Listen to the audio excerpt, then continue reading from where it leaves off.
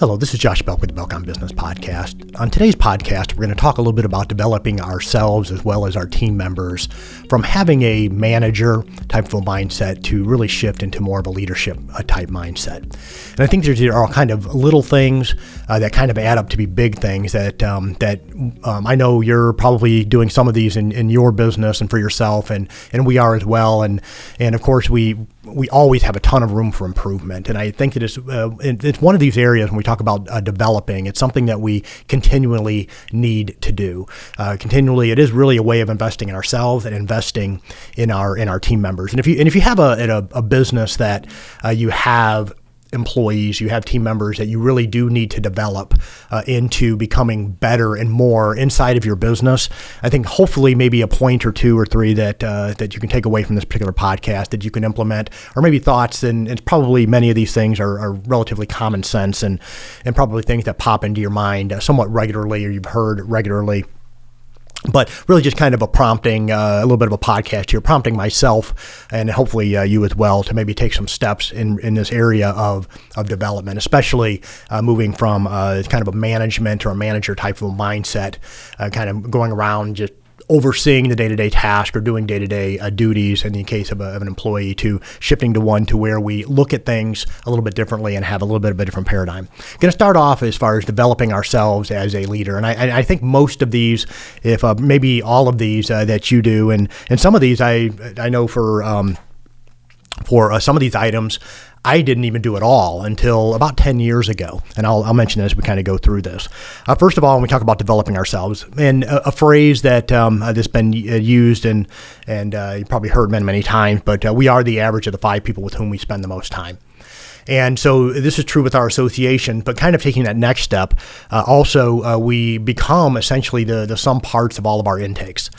So when we kind of go through and looking for avenues as far as development, we really need to be looking for avenues, whether it's people, whether it's books, whatever the case may be. And I'll kind of run through maybe a short list of that here in just a moment. Do those intakes, do they align with the direction that I'm wanting to go?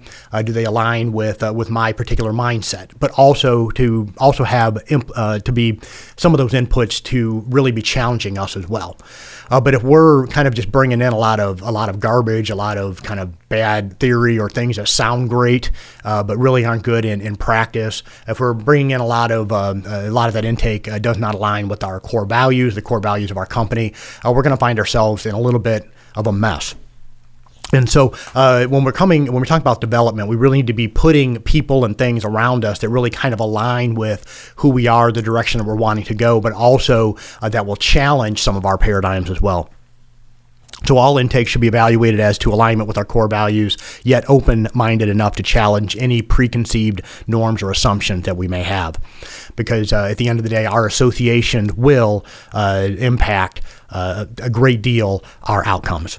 So kind of that garbage in, garbage out, so to speak. So our associations will impact our outcome. So how are we going about developing ourselves? First of all, through articles that we may read, classes that we take, conferences we go to, webinars, podcasts, books. So many of these things are kind of things that we kind of just do on our own. And so, what books are we reading? What articles are we reading? What podcast are we listening to? Sometimes we can kind of get hung up on these things and spend so much time doing things that we think that actually doing these things is the business, and it's not.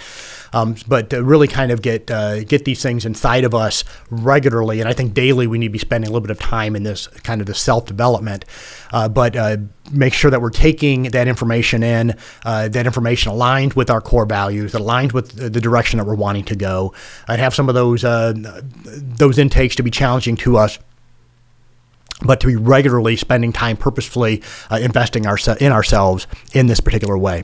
So developing ourselves through articles, classes, conferences, webinars, podcasts, and books, that kind of always be learning. And I think every day we should be able to maybe jot one thing that we learn down, something we're going to implement. And this is true as it relates to, if I'm reading an article, a podcast, something comes to mind, jot it down and work on implementation. Secondly, have an accountability group such as a mastermind or small business group, which you are comfortable venturing beyond just the professional, but also into the personal.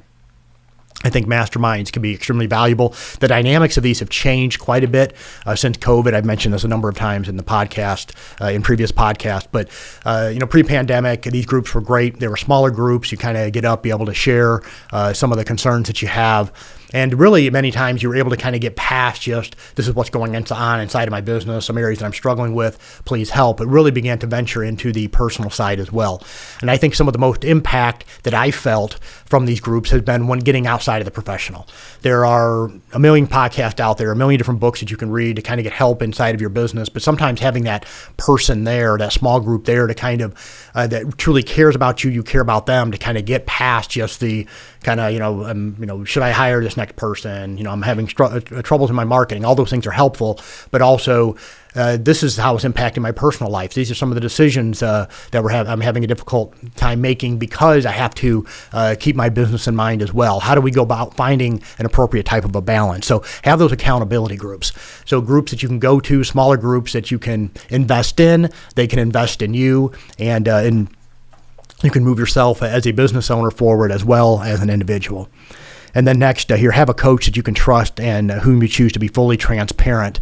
So you're going to have to really be willing to make yourself accountable to this person.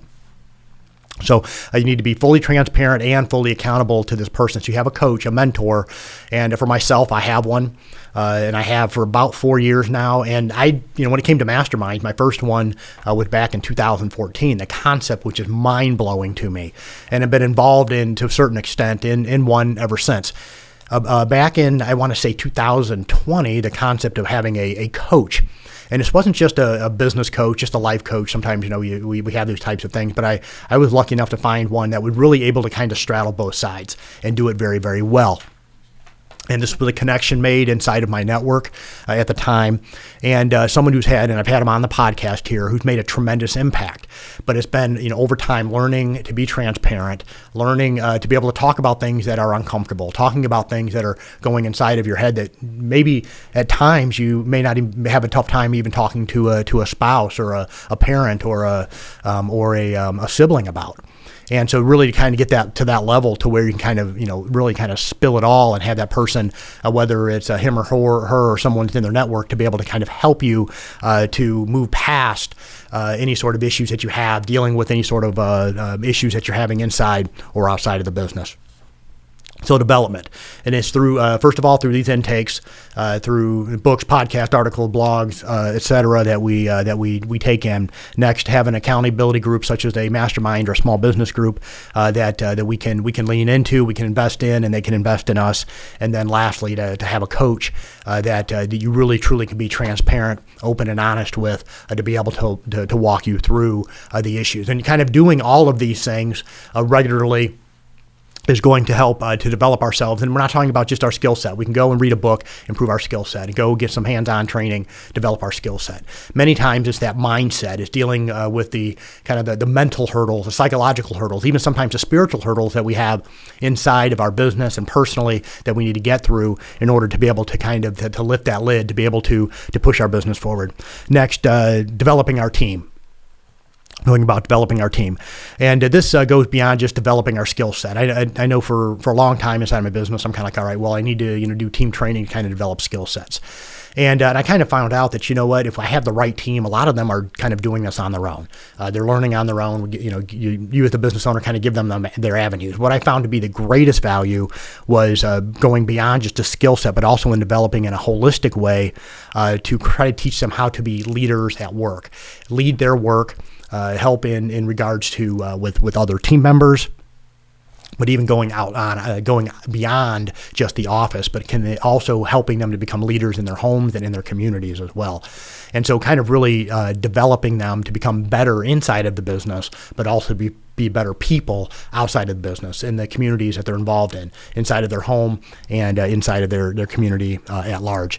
And so how can you go about helping them in that way? Because if you're able to kind of bring those areas together, you're going to have a much better job at retaining people inside of your business. Most of the time, people don't leave our businesses because of money. Occasionally, it does happen. Most of the time, it isn't because of money.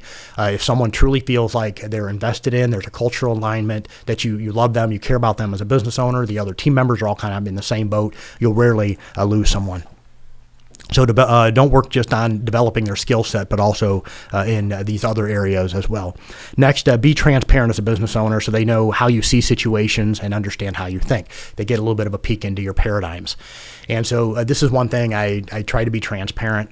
If there's a problem or whatever, I will talk about it. We'll talk about numbers. We'll talk about those things sometimes that a business owner says, these are areas that are hands off. This is private. This is none of your business. I think that it really helped to kind of open some of that up to the team. Doesn't mean you're opening everything up, but opening enough to the team to where they feel like they're involved. But more importantly, they understand for you as a business owner how you think, how you look at issues. Because if you can do that, it's amazing how often you can get really even better feedback from your team when you're open with them. And so they kind of understand your mindset. And if they do kind of understand that, also they'll be able to understand how to better communicate with you to bring up problems, concerns, recommendations, etc. So be transparent so they know how you see situations and understand how you think. They understand your paradigm. Next, I think it's extremely important if we're going to develop our people that we actually get to know them, know what they're struggling with at work. And many times it's just getting up and walking around. And it's something that I don't do incredibly well. I have to do purposefully because I'm kind of an introvert. I like sitting inside of my office doing my work, that type of thing. But I understand that I need to get up and I need to get around. I need to, sit down with people from time to time, talk about them, not just about work, although that may be the case, but just, how are things going? And I kind of have those conversations. So regularly walk around, be involved in your team members' life. Next, to bring your team members along to events, meetings, seminars, whatever it is that you may be going to. Bring two of them along if you can. Okay, and I know for our team, it's been invaluable. I know a couple times that I've taken team members to mastermind, things of that nature along with me. An incredible amount of value do they receive, and they feel like they belong. There's a sense of belonging there when you bring them along. So bring them along with you, and then you go along with them. And so, from time to time, and whether or not it's just kind of maybe listening on a meeting from time to time. But I think more importantly, even if you have these outside of office types of functions that you may get involved in. And so, of course, it's not a situation as a business owner I'm going around asking to be invited for things, okay? But if your team member does invite you to a birthday party, to a wedding, one of our team members got married, and then we had another one had a baby literally within a week of each other. Actually, it might have been within a few days of each other. And so both of those events really were kind of ones that kind of really brought the team together even more. All of us, with the exception of the one that just had the baby a couple days beforehand, we're all at the wedding. And, he invited us all. It was a wonderful experience. It became one of those things that kind of brought us together. Some of us went by and saw the employee with her new son, and she came by. And these types of things that really kind of just bring that sense of community inside of your business. If you get invited to something, regardless of how insignificant it is, I think you as a business owner, it should be extremely important that you make a decision, if you can, to be able to get involved. Understand your team members' goals, dreams, desires, and needs. I think this is extremely important as well, to kind of have those conversations. Is there something here that we're not doing that we can help you with? You even drill down into the money side, into their dreams. Where are you wanting to go? Is this something that you're, what are you looking for in your career? Really have a drill down understanding of what it is that individual is looking for from you professionally, but also what are they looking for personally? And so once again, you're not going to know unless you have those conversations and you have a culture that they feel comfortable enough to be able to freely share. Then lastly, regularly communicate the how, why, and who. This is how we do things. This is why we do it. And this is the community in which we serve. And so if you're always leading with those three things in mind, I think all these other things will come easier. But to be fully transparent, being willing to always share this is how we do things. This is our process. This is our systems. This is why, our purpose, our mission, all these other words that get used as it relates to our why. And then last, who. What is our avatar? Who is it we're trying to serve? And then beyond that, who are we trying to impact beyond just the monetary side?